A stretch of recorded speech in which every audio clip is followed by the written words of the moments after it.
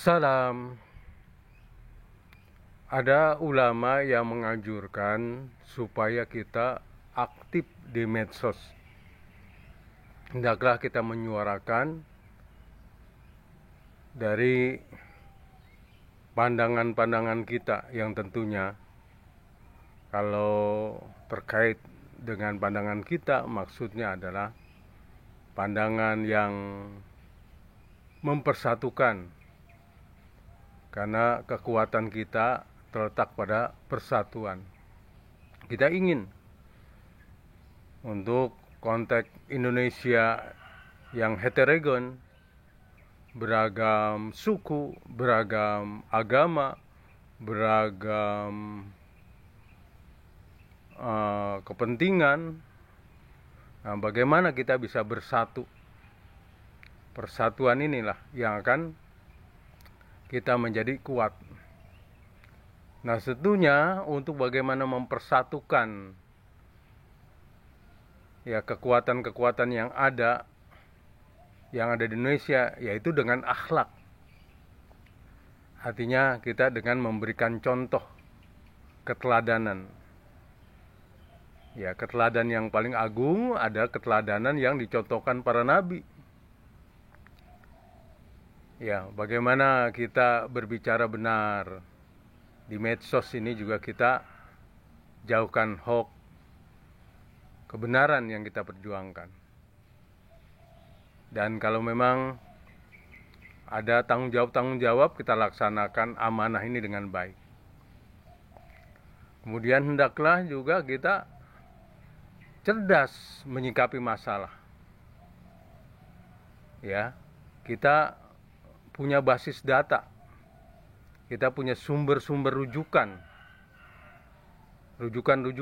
yang kita anggap sebagai valid karena dari ulama-ulama yang sudah terbukti ya kemampuannya. Nah, kembali bicara kepada ulama, yang disebut ulama itu karena terkait dengan intelektual, ya artinya seberapa banyak karangannya, karena untuk melihat kemampuan intelektual seseorang itu dari hasil karyanya. Ya, bukan bisa ngumpulin orang, memprovokasi lalu bisa ngumpulin orang banyak disebutnya, tidak itu. Yang bisa memprovokasi ini banyak, bahkan ya tukang debus itu ya. Dia bisa memprovokasi, bisa ngumpulin orang banyak, tapi tadi itu tidak akan kita jadikan rujukan, dan terbukti memang sudah 2 kali sekarang masuk penjara. Ya, Gus Nur, kenal kan Gus Nur? Udah 2 kali masuk penjara sekarang. Dia tukang debus tadinya, karena aktif di medsos, berani ngomong, nyerang sana nyerang sini, akhirnya bisa ngumpulin banyak orang itu. Akhirnya apa? Akhirnya tadi itu, dia bukan orang bisa kita jadikan rujukan, dan memang akhirnya sekarang sudah masuk penjara lagi, 2 kali masuk penjara. Jadi melihat ulama itu tadi itu, berapa banyak hasil karyanya. Kita lihat siapa sekarang yang dianggap ulama, yang tampil-tampil di medsos, apa rujukannya.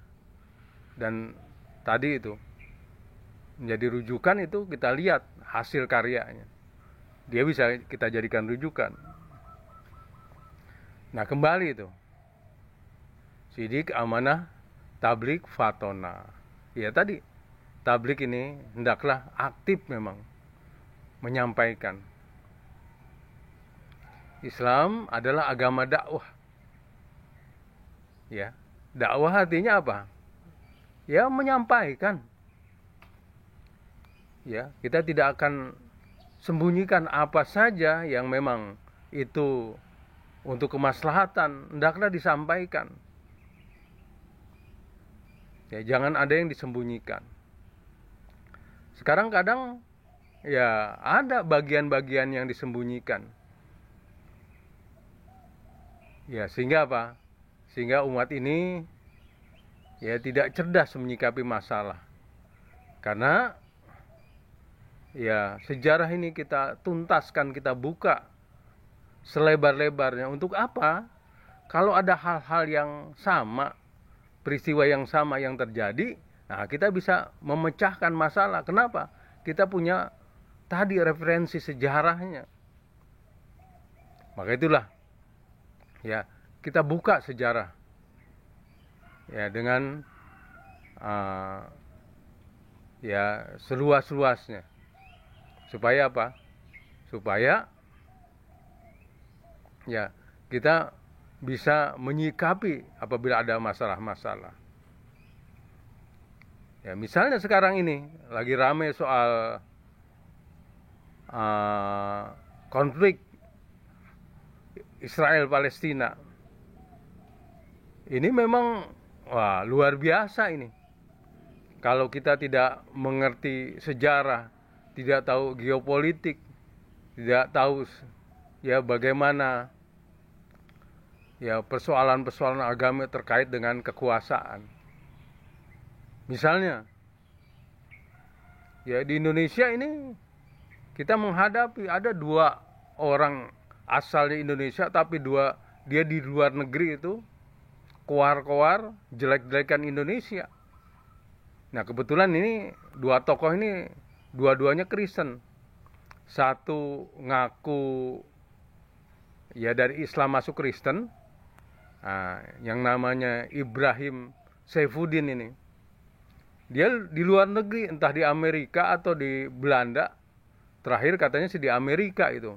Setiap hari itu jelek-jelekin Indonesia. Ya, dan kita kategorikan ini Zionis Kristen, orang Kristen tapi mendukung Israel. Ya, ini duri dalam daging, tapi di luar negeri dia keluar-keluarnya ya pihak Indonesia belum bisa menangkap ya tokoh yang disebut Saifuddin Ibrahim ini. Ya. Begitu juga ada namanya Faul Zhang. Ini juga begitu. Ya, ini juga kita tidak tahu apa dari Belanda apa dari Amerika, tiap hari menjelek-jelekan Indonesia. Dan kaitannya dengan Palestina serta Israel, ini kategori Kristen Zionis atau Zionis Kristen. Orang Kristen tapi mendukung Israel.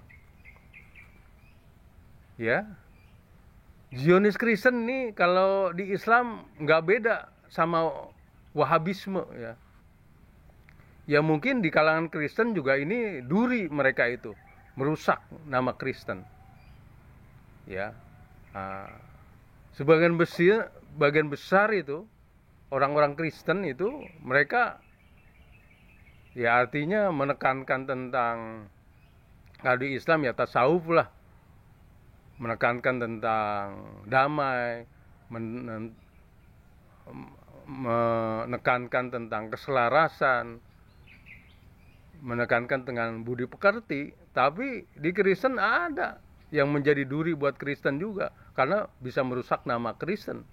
Nah inilah Paul Zhang, ya bahkan dia menyebut dirinya koar-koar di channelnya, dia sebagai nabi yang ke-26.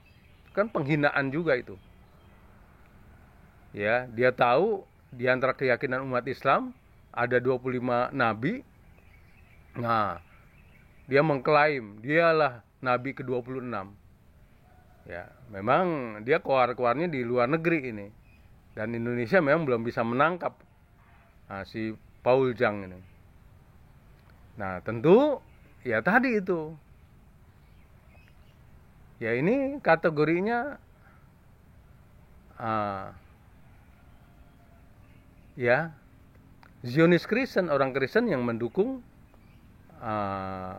Israel. Dan tidak semua orang Kristen itu mendukung Israel. Buktinya apa? Putin itu presiden Kristen tapi dia mendukung Palestina. Salam.